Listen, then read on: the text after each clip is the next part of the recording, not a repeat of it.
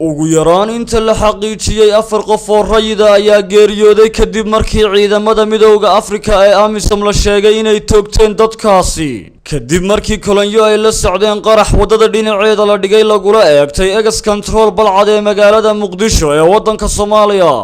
ehelada dadka la laayay ayaa warbaahinta u sheegay inay aaminsan yihiin in si ula kac ah loo dilay 4 qof ee dhimatay kadib markii ciidamadu inta ay ka dageen gawaarida mid u toogteen raggan oo joogay meel aan sidaa uga fogeyn halka uu qaraxu ka dhacay. lama yaqaano khasaaraha dhabta ah ee ciidamada soo gaaray marka laga reebo in 2 ka mid ah gawaaridooda waxyeelo ka soo gaartay qaraxa sida goobjoogayaal ay sheegeen.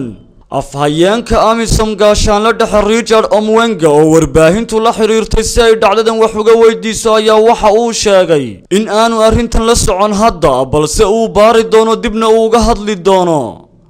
Saciid Axmed Mareyse, wararka telefishanka caalamiga ah ee Star.